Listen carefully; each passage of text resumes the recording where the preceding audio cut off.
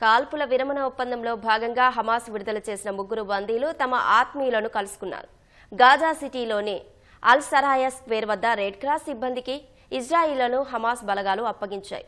ఈ సందర్భంగా అక్కడ భారీగా పాలస్తీనియన్లు గుమిగూడారు. మరోవైపు 90 మంది పాలస్తీనా ఖైదీలను విడుదల చేసే ప్రక్రియ ప్రారంభమైంది.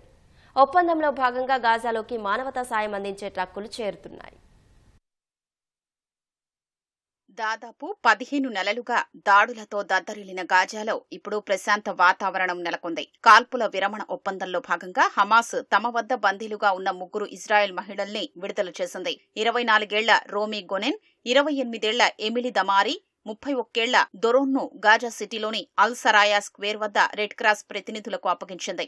ఆ సమయంలో మాస్కులు ధరించిన మిలిటెంట్లు అక్కడ గుమిగూడిన వేలాది మంది పాలస్తీనియన్లను నియంత్రిస్తూ కనిపించారు. బందీల విడుదలను ఇజ్రాయెల్ ధృవీకరించింది. వారిని దక్షిణ ఇజ్రాయెల్లోకి తరలించగా అక్కడి నుంచి సైనిక హెలికాప్టర్లో ఆసుపత్రులకు తరలించారు. 470 రోజుల తర్వాత విడుదలైన బందీలను చూసి వారి కుటుంబ సభ్యులు కన్నీటి పర్యంతమయ్యారు. ఆ 3కి బదులుగా ఇజ్రాయెల్ తమ జైళ్లలో ఉన్న 90 మంది పాలస్తీనా ఖైదీల్ని విడుదల చేయనుంది. కాల్పుల విరమణ అమల్లోకి రావడంతో మానవతా సాయం అందించే ట్రక్కులు గాజాలోకి పెద్ద ఎత్తున చేరుకుంటున్నాయి. WFP ట్రక్కులు ఈజిప్టు నుంచి గాజాలో ప్రవేశించాయి. రోజుకు 150 ట్రక్కుల్ని గాజాకు తరలించాలని ఏజెన్సీ లక్ష్యంగా పెట్టుకుంది. అందుకు జోర్డాన్, ఇజ్రాయెల్, ఈజిప్ట్ సరిహద్దుల్లోని క్రాసింగ్ పాయింట్లను ఉపయోగించాలని WFP యోచిస్తోంది. గోధుమ పిండితో పాటు ఇతర ఆహార పదార్థాల్ని అందించనుంది.